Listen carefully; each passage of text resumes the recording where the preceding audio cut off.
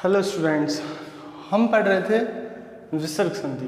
विसर्ग संधि में हमने जो लास्ट की संधि थी लोप विसर्ग संधि, उसे हम पढ़ रहे थे। अपना टॉपिक जो लास्ट विसर्ग संधि में हमने 3 संधियाँ पढ़ ली थी। कौन कौन सी? उत्तर विसर्ग संधि, रुत्व विसर्ग संधि और सत्व विसर्ग संधि, ये हमने पढ़ लिए थे। और हमारा जो चौथी संधि थी लोप विसर्ग संधि, उसको हम पढ़ रहे थे। लोप का अर्थ मैंने आपको बताया था कि लोप क्या है? विसर्ग का लोप हो जाना, यानी हट जाना, गायब हो जाना। जो पूर्व पद के अंत में विसर्ग होता है वहाँ से विसर्ग को हटा दिया जाता है। किन परिस्थितियों में विसर्ग हटता है ये हम पढ़ रहे थे। तो उसमें मैंने आपको बताई थी इसकी दो स्थितियाँ थी कि विसर्ग संधि में विसर्ग कब कब हटता है। तो उसमें हमने 2 स्थितियाँ पढ़ी थी। हम उसको थोड़ा सा रिवाइज कर लेते हैं। पहली स्थिति क्या थी? पहली में मैंने बताया था कि ए के बाद विसर्ग हो और ए के अलावा क्या हो? अन्य स्वर हो। पहली स्थिति कि अगर जैसे हमने पढ़ा था उत्तर विसर्ग संधि में पढ़ा था हमने, ए के बाद विसर्ग हो और फिर ए हो तो उत्तर विसर्ग संधि बनती है। और एक हमने रुत्व विसर्ग संधि में अपवाद पढ़ा था कि ए के बाद विसर्ग हो फिर कोई स्वर हो या व्यंजन हो तो रे बनता है। लेकिन यहाँ पर जो ए और विसर्ग होना चाहिए था वहाँ वो ऋकारांत शब्दों में या अव्यय शब्दों में होना चाहिए था, तो वहाँ रुत्व विसर्ग संधि होती है। लेकिन अगर ए के बाद विसर्ग हो और उत्तर पद में ए के अलावा अगर ए हो तो उत्व या रुत्व में से ए के अलावा हो, अगर कोई अन्य स्वर आ जाए, आ जाए, ई आ जाए, तो हम वहाँ ये जो विसर्ग है उसका लोप कर देते हैं, हटा देते थे। एक तो हमने ये स्थिति पढ़ी थी कल। दूसरी स्थिति हमने क्या पढ़ी थी कि हमने पढ़ा था पूर्व पद में स या एश है, ये 2 सर्वनाम शब्द हों, ये 2 सर्वनाम शब्द होने चाहिए। उसके बाद स एशह के बाद यहाँ भी ए के अलावा कोई स्वर हो, अन्य स्वर हो या व्यंजन हो, तो भी हम इन दोनों का जो विसर्ग था उनको हटा देते हैं। स एशे के बाद ए के अलावा अगर कोई अन्य स्वर आता है, दूसरी स्थिति में हमने पढ़ा था कि स एशे के बाद ए के अलावा अगर अन्य कोई स्वर आता है या कोई व्यंजन आता है तो वहाँ से भी हम इसका लोप कर देते हैं। आज हम पढ़ेंगे तीसरी स्थिति। तीसरी स्थिति में क्या होता है कि कहाँ पर लोप हो जाता है विसर्ग का। तो 2 स्थिति हमने पढ़ ली थी, इनके उदाहरण भी कर लिए थे हमने, और आज हम इसकी तीसरी स्थिति पढ़ेंगे। कि तीसरी स्थिति वो 2 जो पूर्व और उत्तर पद होते हैं, दोनों पद। तो यहाँ हम क्या पढ़ेंगे? अगर मान लो पूर्व पद के अंत में आ है और यहाँ विसर्ग है, क्या है? आ। अगर कोई पूर्व पद में कोई शब्द है उसके अंत में आ आता है, आ, और उसके बाद अगर विसर्ग आता है और उत्तर पद में कोई भी स्वर हो, कोई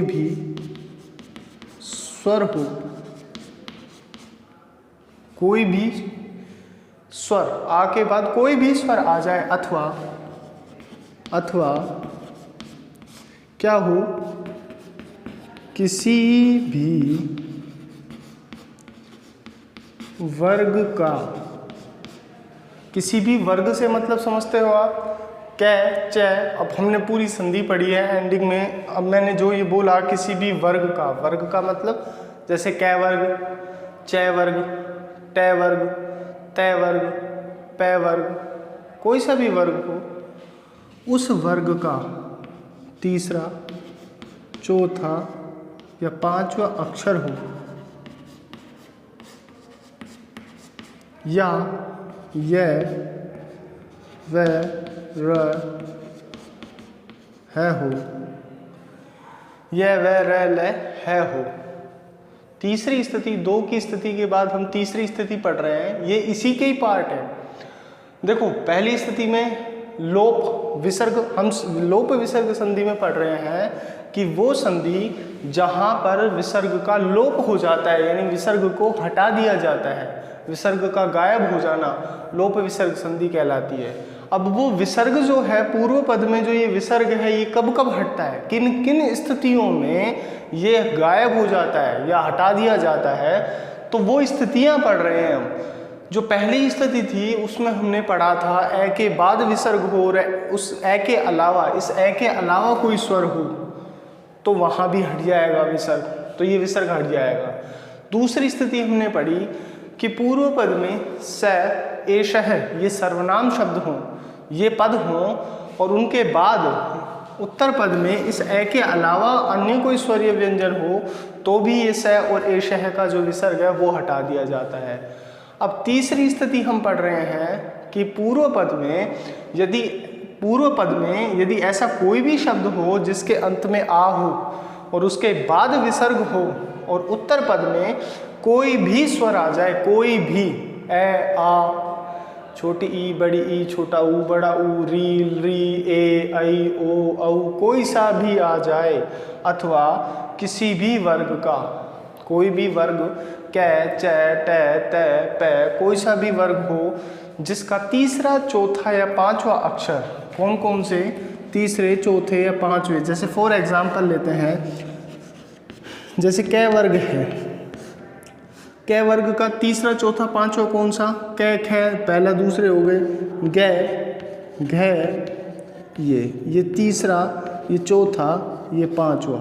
इसी तरह से चै वर्ग, इसका जय झै ये तीसरा चौथा ये पांचवा।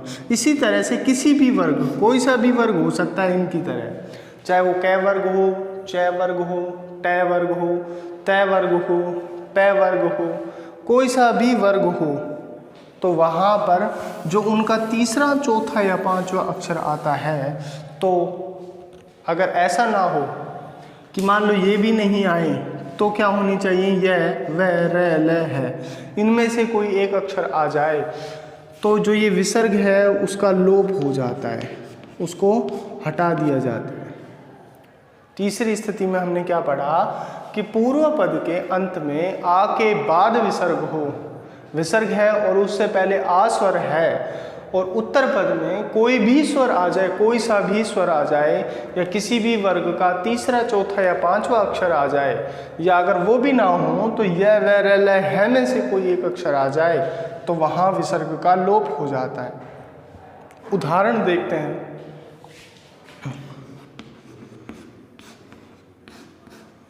उदाहरण नंबर 1 देखिए, पहला है बालकाः आगच्छन्ति।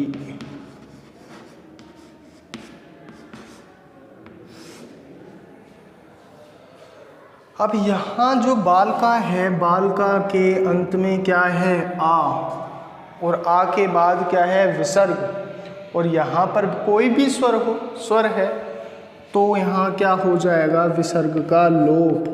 तो क्या बनेगा, बालका, अलग अलग ही लिखना है, आगच्छन्ति, ठीक है, बालका आगच्छन्ति। या मान लो इसको गच्छन्ति भी करें, जैसे अगर ये ऐसे भी होता, ये है, अगर हम इसको ऐसे भी लिखते, जैसे छात्राः, दूसरा एग्जाम्पल देखते हैं, छात्राः गच्छन्ति। अब यहाँ पर गै है, यहाँ पर छात्रा, छात्रा में क्या है, आ के बाद क्या है, विसर्ग, और इस विसर्ग के बाद क्या है, गै, और गै कौन सा अक्षर है, तीसरा, जो हमने पढ़ा था कै वर्ग का तीसरा अक्षर है गै, तो भी यहाँ विसर्ग का क्या हो जाएगा, लोप, छात्रा गच्छन्ति, सिंपल, ठीक है। और देखते हैं, और उदाहरण देखते हैं हम।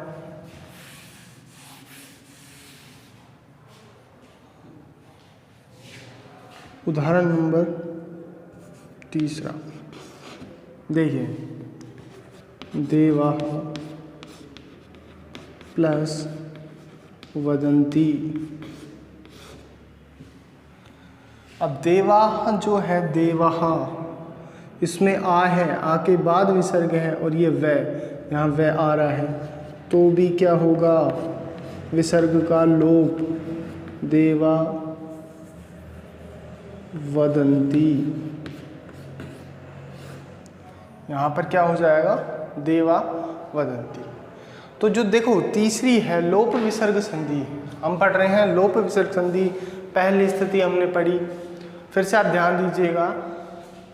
पहली स्थिति हमने पढ़ी, अगर पूर्व पद में ए के बाद विसर्ग हो और उत्तर पद में ए के अलावा कोई अन्य स्वर हो तो वहाँ पर विसर्ग का लोप हो जाता है, ठीक है। फिर दूसरी स्थिति हमने पढ़ी कि अगर स और एशः के बाद अगर पूर्व पद में दो सर्वनाम शब्द स और एशः हों और उनके बाद ए के अलावा कोई स्वर आता है या कोई व्यंजन आता है तो स और एशः का लोप हो जाता है। फिर तीसरा हमने पढ़ा, तीसरी स्थिति में हम पढ़ रहे हैं पूर्व और उत्तर पद में, कि पूर्व पद में आ के बाद विसर्ग हो और उत्तर पद में कोई भी स्वर हो, कोई भी स्वर हो, अथवा मान लो अगर कोई स्वर नहीं है, अगर उसके बाद किसी भी वर्ग का तीसरा, चौथा या पांचवा अक्षर आता है। वर्ग से मतलब मैंने बता दिया है, जैसे कै वर्ग होता है, च वर्ग होता है, ट वर्ग, तय वर्ग, पै वर्ग, इनका तीसरा, चौथा या पांचवा अक्षर किसी भी वर्ग का इनमें से तीसरा, चौथा या पांचवा अक्षर आता है, अगर मान लो वो भी ना हो,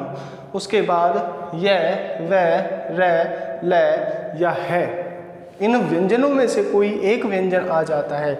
जैसे यहाँ पर है देवाः वदन्ति, तो यहाँ पर क्या आ रहा है उत्तर पद में, व।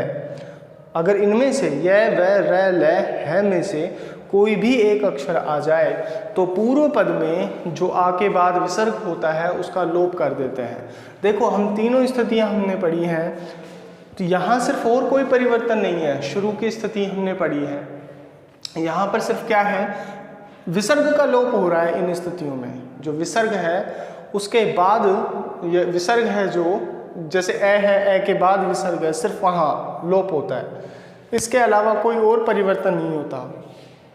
यहाँ जो ये हम स्थितियाँ पढ़ रहे हैं कि विसर्ग का कहाँ कहाँ लोप होता है, तो वहाँ देखो पहली स्थिति में भी हमने सिर्फ क्या पढ़ा कि विसर्ग का ही लोप पढ़ा है, कि यहाँ सिर्फ विसर्ग का लोप हो रहा है, इसके अलावा और कोई परिवर्तन नहीं होता कि ए या आ या किसी में और में परिवर्तन हो, ऐसा कुछ नहीं। दूसरा हमने पढ़ा है कि यहाँ स और एशः के बाद अगर ए के अलावा कोई स्वर हो तो यहाँ पर भी क्या होगा, विसर्ग का ही लोप होता है, कोई परिवर्तन नहीं होता। आज जो हमने तीसरी स्थिति पढ़ी है कि आ के बाद विसर्ग हो, उसके बाद कोई स्वर हो या किसी भी वर्ग का तीसरा, चौथा या पांचवा अक्षर हो, या क्या हो कि य, व, र, ल, है में से कोई भी एक अक्षर हो तो वहाँ विसर्ग का लोप हो जाता है। और उसके अलावा हमने किसी और कोई और परिवर्तन नहीं पढ़ा है, आपके सामने हमने उदाहरण करके देखे हैं, तो उनमें और कोई परिवर्तन नहीं होता है, उसे हम क्या कहते हैं, लोप विसर्ग संधि कहते हैं। तो ये तीन स्थितियां जो थी वो हमने पढ़ी हैं। यहाँ जो है स्थिति, उसकी चौथी जो स्थिति होगी वो लास्ट स्थिति है कि विसर्ग कहाँ लोप हो जाता है। अगला देखो उदाहरण में देखते हैं, उदाहरण देखिए,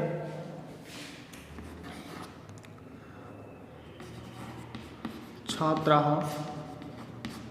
नमन्ति। देखिए यहाँ पर छात्रा है, इस छात्रा के बाद ये विसर्ग है और फिर है न। ये न जो है देखो यहाँ पर तो क्या है, आ, जो छात्र है इस त्रय में आ मिला है, इसके बाद विसर्ग है, और जो न है वो कौन सा अक्षर है, पांचवा। ठीक है, हम नमन्ति लिख लेते हैं पूरा। तो छात्रा में तो जो है आ है, जो अभी हमने तीसरी स्थिति पढ़ी थी, आ के बाद विसर्ग हो और वहाँ उत्तर पद में किसी भी वर्ग का क्या हो, तीसरा, चौथा या पांचवा अक्षर हो, तो यहाँ जो विसर्ग है सिर्फ उसका लोप हो जाएगा। बचा छात्रा, ये आ इसी में ही मिलेगा, और बचा क्या, नमन्ति। तो क्या हो जाएगा, छात्रा नमन्ति। इस तरह से तो ये आपकी जो 3 स्थितियां हैं लोप विसर्ग संधि में वो हम पढ़ चुके हैं। जो आपकी चौथी जो और अंतिम जो स्थिति है वो हमें पढ़नी है, वो हम पढ़ेंगे नेक्स्ट क्लास में।